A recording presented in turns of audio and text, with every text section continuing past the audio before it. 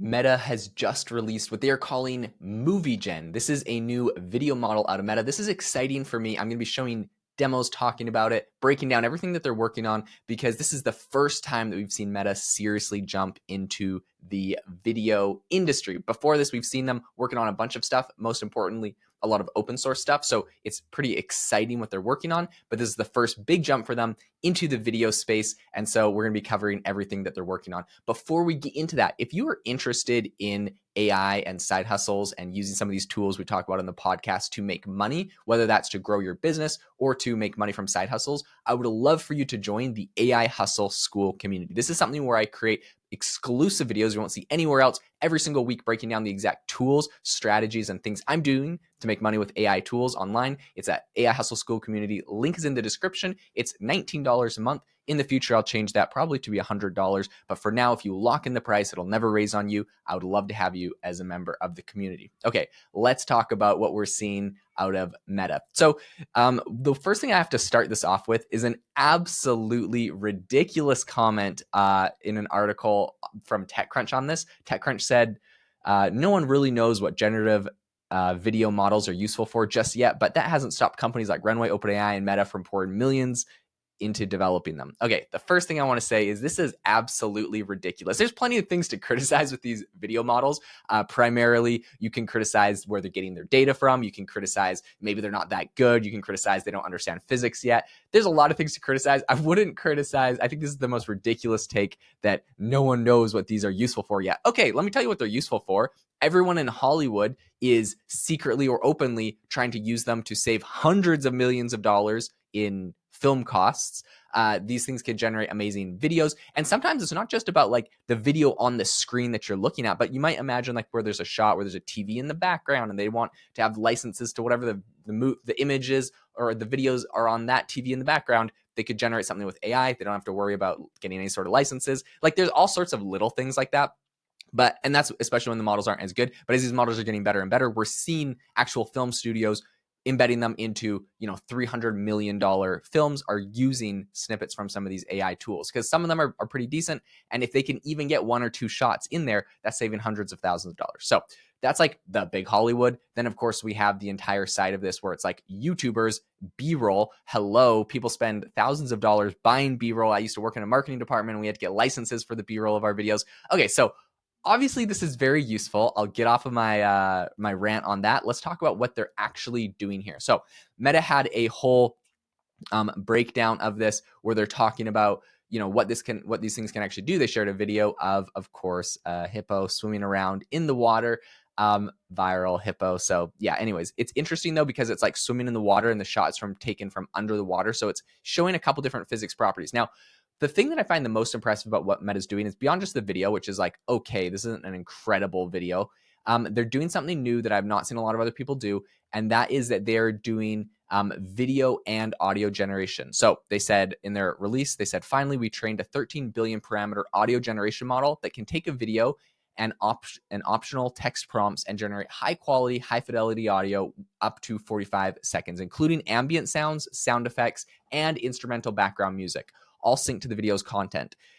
So to me, this is amazing. And they showed a demo where they actually had a person riding a quad in the desert, and you could hear like the actual sound of the quad. Okay, so the prompt for that was an ATV engine roars and accelerates with guitar music. So they have the guitar music, they have the quad, they have the ATV. Is it like a perfect video? No. Hopefully they get there. We'll see. But all this to say, it's really impressive when they're starting to pair these two models. It's becoming so much more useful. They showed a bunch of really interesting demos as well.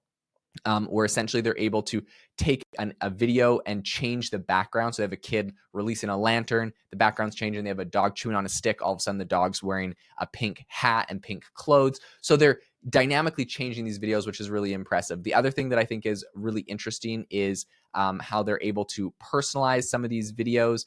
They have this thing where they support video generation that takes a person's image and is able to make the girl, all of a sudden she's playing music, she's a DJ, and there's a cheetah in the background, but it was just taken from the girl's photo. So I think that's really interesting. You're able to change the style. So they have some penguins that are in the desert or in the Arctic, and they say change this to a pencil style, and all of a sudden the background becomes a pencil style. So I think that the demos are really impressive. There's a lot of really interesting things that they're actually able to do with this, beyond just making, some sort of video. They're able to do a lot of different styles. They're adding the audio. A lot of exciting things are happening in this.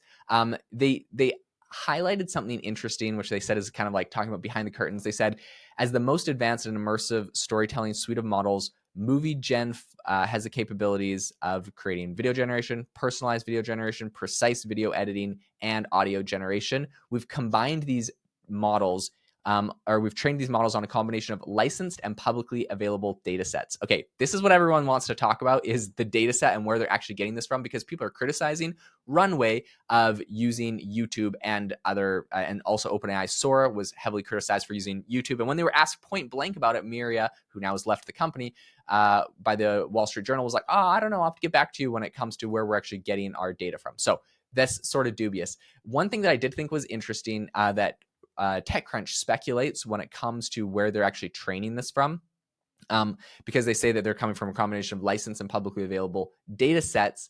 TechCrunch says, quote, "We can only guess this means a lot of Instagram and Facebook videos, plus some partner stuff and lots of other things that are inadequately protected from scrapers, aka quote unquote publicly available." So YouTube is one that comes to mind. It'd be interesting, but YouTube themselves have said that they don't want people to actually do this. So it'll be interesting to see if they're actually getting stuff from YouTube.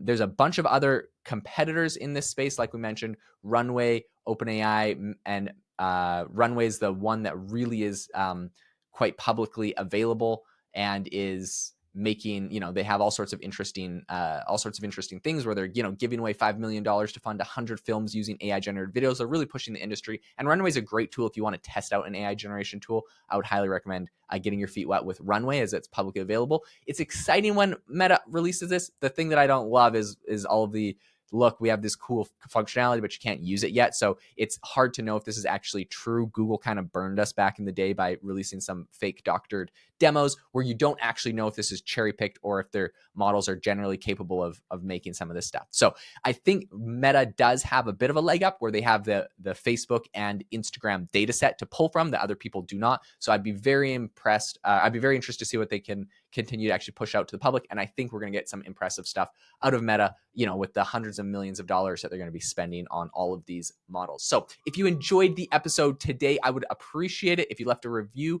leave a like or comment on YouTube. And if you're interested in making money with AI tools, make sure to go join the AI Hustle School community. The link is in the description for that. I would love to have you as a member of that and on the journey with us making money with AI tools.